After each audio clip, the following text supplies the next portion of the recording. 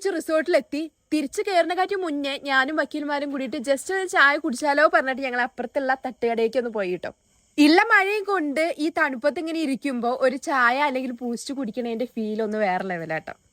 അങ്ങനെ അതൊക്കെ കഴിഞ്ഞ് ഞങ്ങൾ റിസോർട്ടിന്റെ ഉള്ളിൽ കയറി. പക്ഷെ ഉള്ളിൽ പോയപ്പോഴാണ് ഉച്ചയ്ക്ക് കണ്ട റിസോർട്ട് അല്ലാട്ടോ. ഇപ്പോൾ നൈറ്റ് ആയപ്പോഴാണ് നമുക്ക് ഈ റിസോർട്ടിന്റെ റിയൽ ബ്യൂട്ടി എന്താന്ന് മനസ്സിലായത്. ഫുള്ള് കോടയും ലൈറ്റൊക്കെ ആയിട്ട് നല്ല രസമായിരുന്നു. പിന്നെ റൂമിൽ പോയി ഒന്ന് ഫ്രഷ് ആയി പുറത്തിറങ്ങി വന്നപ്പോഴേക്കും കോട ഒന്നും കൂടിയായിരുന്നു. ചുറ്റുള്ള ആരും കാണുന്നുണ്ടായിരുന്നില്ല. പുറത്താണെന്നുണ്ടെങ്കിൽ എല്ലാവരും ഫുൾ ഓൺ പവറിലാണ് കേട്ടോ. ഇന്ന് നമ്മുടെ അടുത്ത പരിപാടി DJ പാർട്ടിയാണ്. അപ്പൊ നമുക്ക് അതൊക്കെ ഒന്ന് കണ്ടുവന്നാലോ.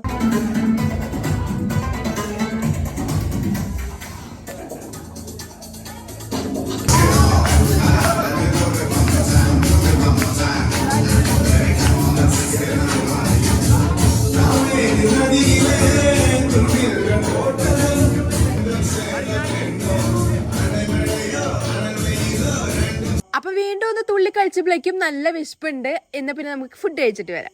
അങ്ങനെ ഫുഡൊക്കെ കഴിച്ചു വീണ്ടും കുറച്ചു നേരം ഞങ്ങൾ അവിടെ ഗോസിപ്പ് അടിച്ചിട്ടിരുന്നു കേട്ടോ.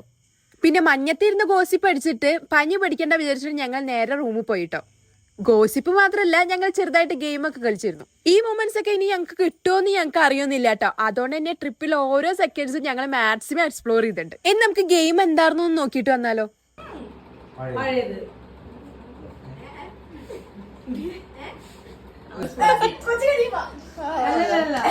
ഞാൻ പറഞ്ഞു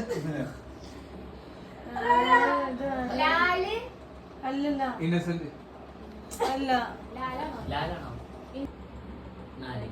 ഇന്നസെന്റ് ഓക്കേ